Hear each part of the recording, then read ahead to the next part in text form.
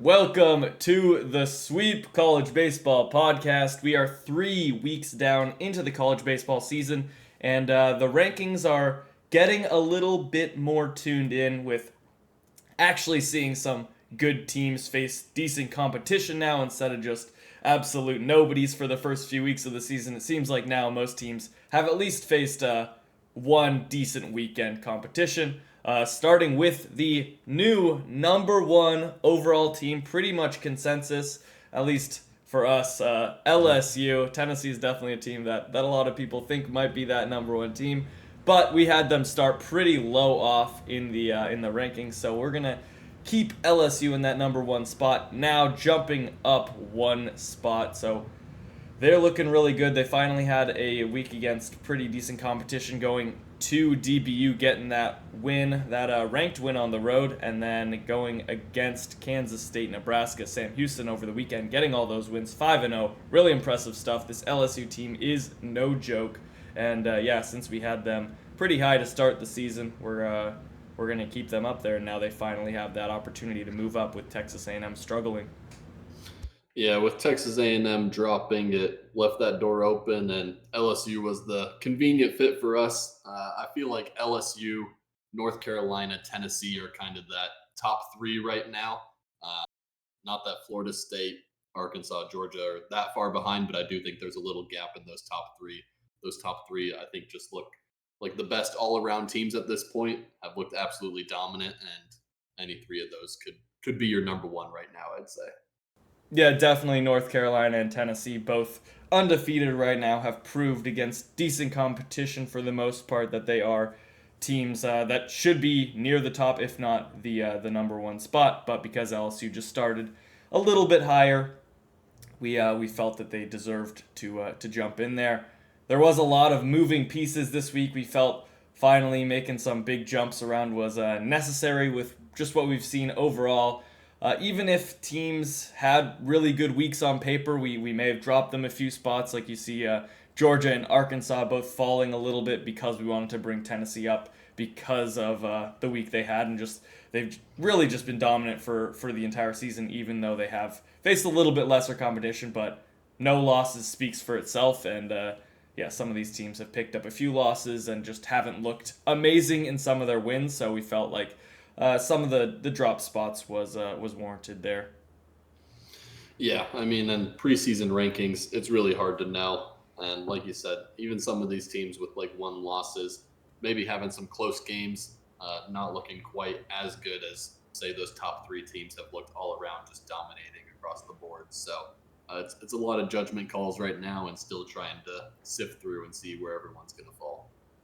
Yeah, for sure. And I just feel like, at this point, have a few weeks under our belt, have a little bit more clarity of where teams have just performed overall instead of just going off of how we assumed teams might play before the season. Like you mentioned, we have some data now to be able to rank things a little bit better. But yeah, going from there, another team that I would just want to mention, we'll have the rankings up on the screen, is Texas A&M. A little bit more in depth there. Now 6-4 overall, 1-3 this past week. Just has really struggled the entire season with their offense. They just have not clicked yet. Losing Gavin Grahovac, obviously not good for that facet of their game as well. But yeah, losing midweek to Texas State and then to Arizona and Oklahoma State, their only win coming against Rice. The offense did get going. They had a few home runs that game, but who knows if that was really the competition or if they are starting to turn a new leaf here. But Arizona, Oklahoma State, both teams that really flipped it around from what we saw the past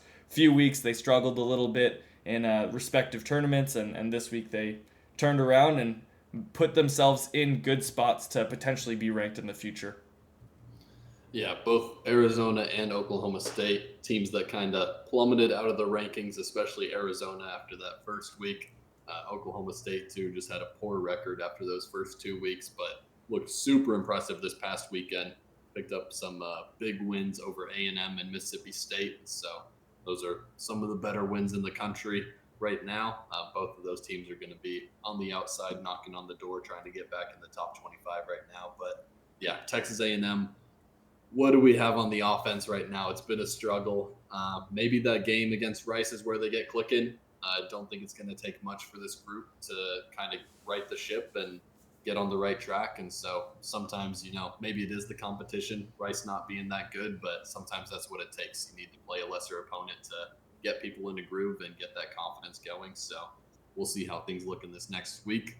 Still a lot of potential on that team, but right now just not playing up to that potential we picked them out to have preseason. Yeah, they're completely a sleeping giant right now. Just looking at their team on paper, it's just absolutely loaded. Even with the injuries that they have taken so far, it's just like matches up completely, just above pretty much every position and for any other team, at least on paper. Like I mentioned, it's should be this team should just get carried by the offense, but right now they're being carried by the pitching, and the offense is just really dead in the water. So we'll see. Yeah, maybe they turn things around after that Rice win, but definitely not a great start considering that SEC start to the season is just around the corner, and you really want to be tuned up for when that starts because it is a absolute gauntlet like it is every year, and this year it is no joke with a lot of SEC teams at the back end of the rankings as well. Another team that I would like to specifically mention here is Alabama, 12-0, hasn't lost. They haven't really played anybody yet, but their offense is really clicking. They pretty much lead in every stat in the SEC at this point, and they're led by Justin LeBron, 8 home runs, leading the nation. He's looked everything that Jace Laviolette has not to start the season. Some people are saying might take that spot as the number one outfielder. He's looked the part, and if he continues the way he has been, then this Alabama team is going to be very dangerous down the stretch. Yeah, decent amount of SEC teams that have been hanging around on the outside here. We got Ole Miss in here as well, Auburn too. Auburn had a very impressive week, picked up a big win over Oregon State. Also picked up wins against Ohio State and Baylor. Ohio State, heck of a year so far. They've choked a lot of leads. They seem like a pretty good team, actually, but they just have not been able to pull out wins whatsoever. But yeah, this back half is loaded with some of those SEC teams. It'll be interesting to see how things go once we get into conference play. You'd imagine a few of these teams will fall out, but it'll be hard to say. Maybe they'll knock the top teams down a bit, and there'll just be a bunch in the middle. It'll be interesting to see which of these guys are, contenders versus pretenders. Yeah, that's always how it is. I feel the start of the season, it's just so obviously there's going to be top SEC teams in the top 10, and then just a bunch at the back end too, and that'll sort itself out throughout the season. Teams will kind of take each other out because there's just a lot of infighting there, and the best teams are obviously going to stay the best, but we might see a few of these back end of the top 25s or even outside of the top 25. I know South Carolina had a rough week against Clemson as a really tough series for them, rivalry, and Clemson just looked the better part the entire time for the most part. But they had an undefeated record going into that, so they're a team to still keep your eye on. They have top talent with Ethan Petrie. He's a guy that had a little bit of a down year last year, but his freshman year was completely electric. So they're still a team to be worried about. New coaching, so you never know if things are going to click perfectly. But this SEC is just every year it seems like it's just getting more and more loaded and taking away a lot of the California kids from teams in the West Coast. And I mean, it makes sense. The SEC is the best atmosphere, probably getting paid the most too. So just it's all positives there, and it really there's a lot of eyes on you in those spots, and some people will do well in that, and others will kind of crumble to the pressure. But you want to put yourself in that spot to at least have the opportunity, and the SEC is the one spot in college baseball right now for that opportunity to be there for. Yeah, the money goes where the fans are, and the fans show out in the SEC right now. They say it means more, and as much as people not from the SEC want to hate on that, it really does mean more down there to everyone around in that region. I mean, that's one of the only areas you're going to see 5,000 plus people at these games in the first couple weeks when we're not even in conference play yet. We don't know how hyped these matchups actually are, but people are showing out for some of these decent games, and yeah, we'll be we're looking forward to conference play. It's gonna be some good battles here soon. Obviously, the SEC always takes one more week off before their season starts to to get some more easy games in there, but yeah, they obviously have a tough schedule that they're playing through week in, week out. There's really just no bye weeks unless you're probably playing Missouri. But besides that, it's pretty much every week is going to be a tough battle, and you know what you're in for, and it really just tunes you up for the postseason. I mean, going on the road to these atmospheres, you really only see that in the postseason for any other schools outside the SEC. So for having that for however many weeks, like 10 straight weeks essentially, it's great to be able to get used to it while other teams might not have the opportunity to do so. Yeah, definitely. It's where you go if you want to play at high level baseball. And yeah, with how many teams they have making the postseason as well. I mean, we've got 12 teams in the rankings or right around the outside of the rankings here. And so the whole conference is loaded. You're prepped for the atmosphere, you're prepped for the level of gameplay, just everything all together.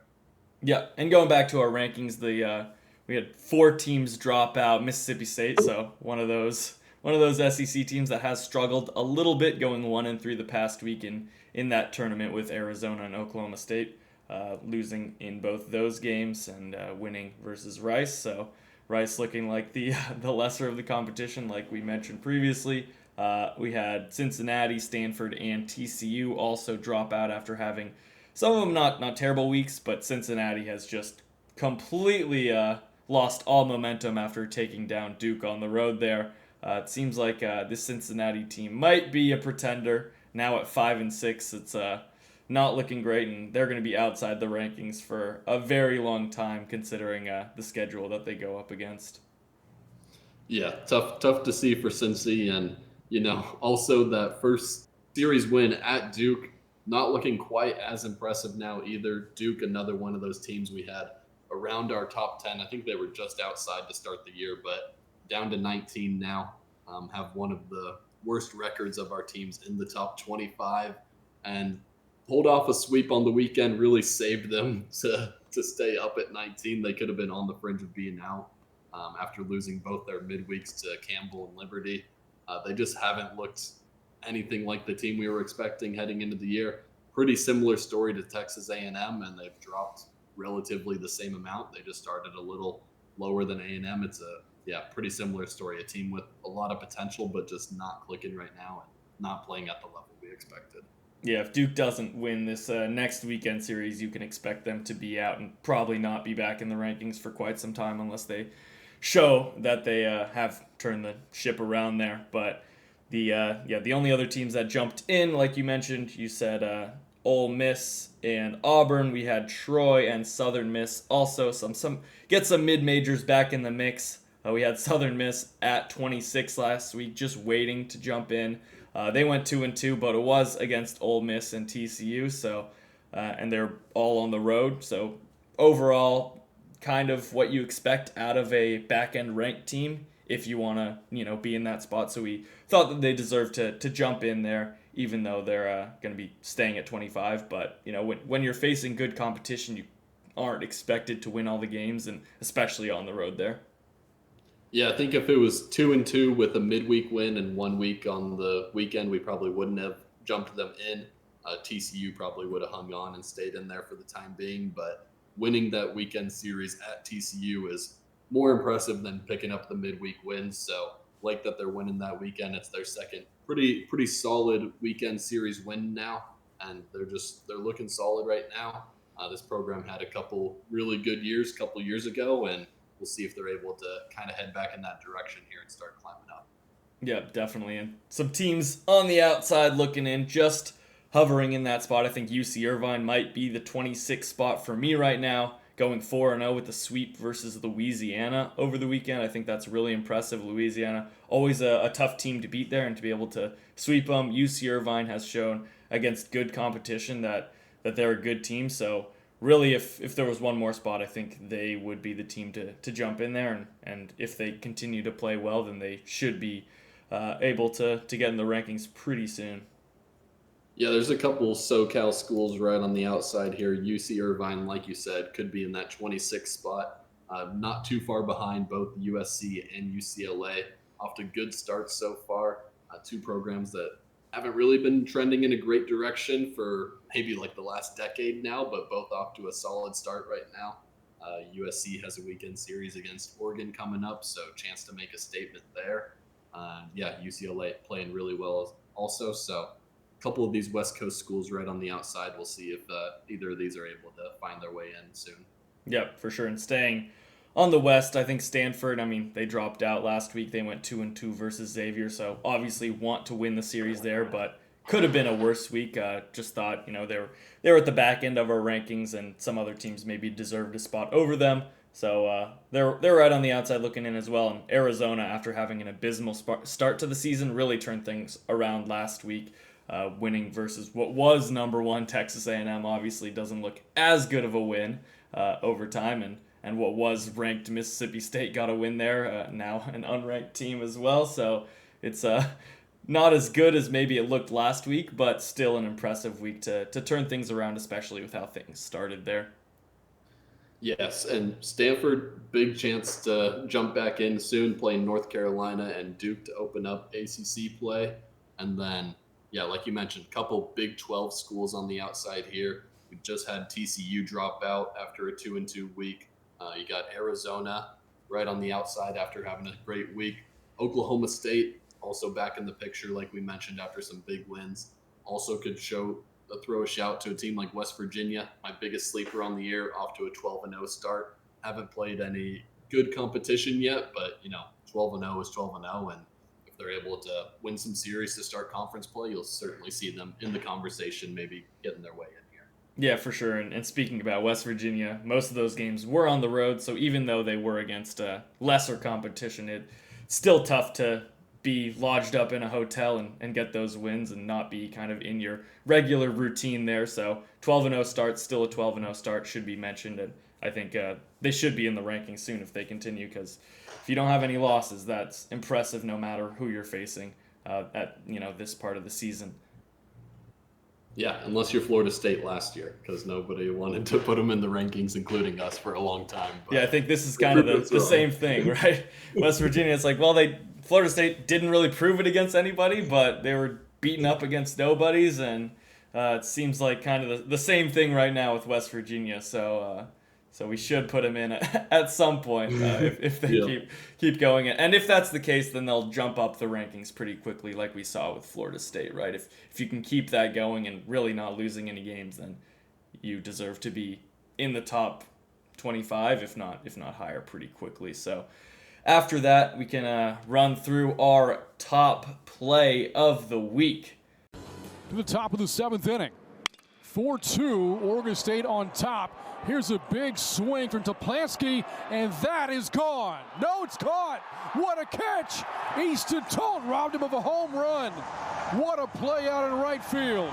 So that was a play by Easton Tolt, right fielder for Oregon State, with the home run robbery versus Baylor in that round robin tournament. Really impressive play. Second straight week of a home run robbery being our top play of the week, but this one actually mattered because Oregon State was able to win the game there, unlike last week with the play we chose. Yeah, we love home run robberies over here, but like you said, this one was significant. Allowed them to hang on to that game here.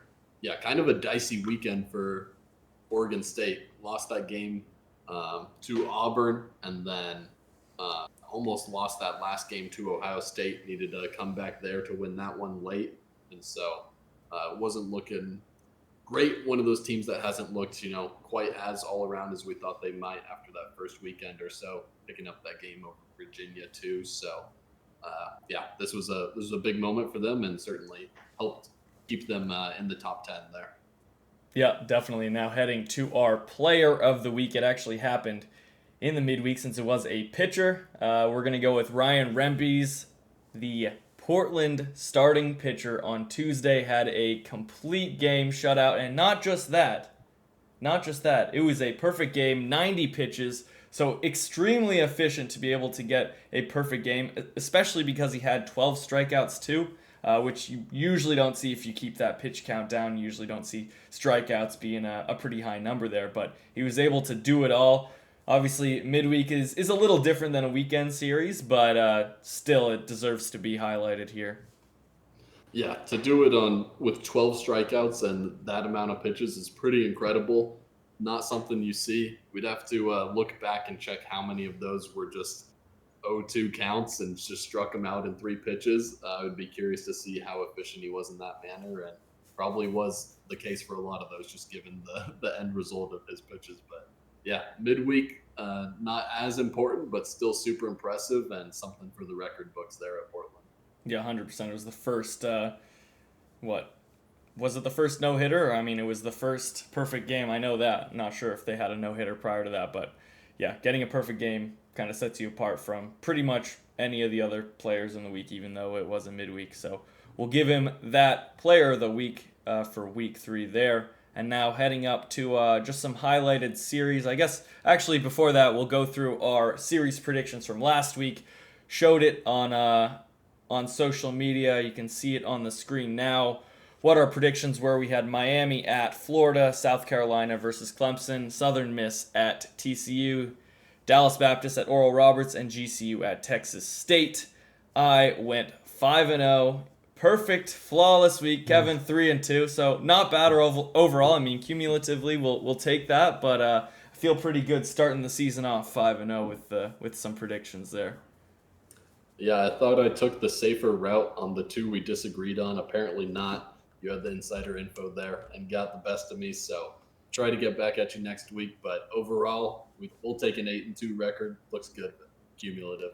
Yeah, I took both road teams on the disagreements there, and they came through for me. So hopefully I'm able to keep that momentum going. But now, just looking at some highlighted series that we'll probably use as predictions for the upcoming week. I think there are a few pretty big ones, and then we'll have to scavenge for some other important series. But like we mentioned earlier, I think Stanford at North Carolina is pretty huge. Stanford just falling out of the rankings, so we could have had a ranked versus ranked matchup if we were less stingy with the rankings there. But if they're able to beat North Carolina, they should easily be able to jump back in. I mean, North Carolina has shown throughout the first few weeks of the season that they are a tough out for sure, and haven't lost a game yet. So if they're able to lose 2 to Stanford, then that is a big upset for that team.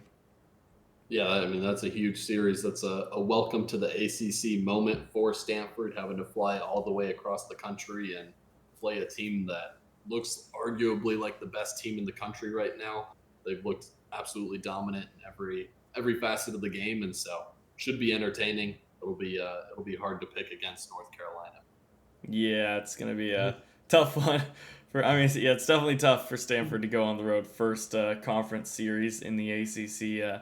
North Carolina is definitely going to be a wake-up call if they don't turn things on quickly. But another series to mention, I think, is Oregon at USC. USC, a team right outside the rankings, and like you mentioned earlier, Oregon just in there. If whoever wins this series, it's a big start. I mean, obviously they played in previous conference before, but both new to the Big Ten here, so it's an interesting start. Not as crazy a start as Stanford going all the way across the country. It's a relatively local situation here on the West Coast, but it should be a great series for both teams with a decent start out of both squads to start the year. Yeah, great opportunity to start on the right foot in the new era of joining a new conference. And luckily they get to stay on the West Coast, don't have to make that Midwest or East Coast trip yet, but should be entertaining. And like we mentioned, USC's right on the outside of being ranked. So if they're able to pick this one up, there's a good chance we'll see them jumping in this next week. So definitely a pivotal series. Yep, for sure. And the last series that I have highlighted here is Coastal Carolina at East Carolina. East Carolina, tough start to the season, but I think prior to the season starting, this is definitely a matchup highlighted for a lot of people, with both these mid-major schools always being, jumping around the top 25 here. Coastal Carolina, a team that has had a pretty good start to the year and just on the outside looking. And I feel like at this point, if they're able to get this series on the road here, then they could see themselves in the top 25 as well. Yeah, 2 teams that have been dominating college baseball the last couple of years. They've been perennial top 25 teams. Just on the outside right now, East Carolina, a bit of a slow start, had that rough series against North Carolina.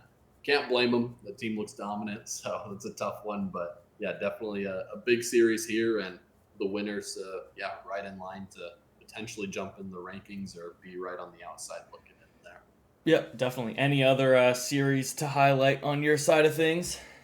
The only other one I will point out is Wofford at Kentucky. Kentucky 9-1, right on the backside of the rankings.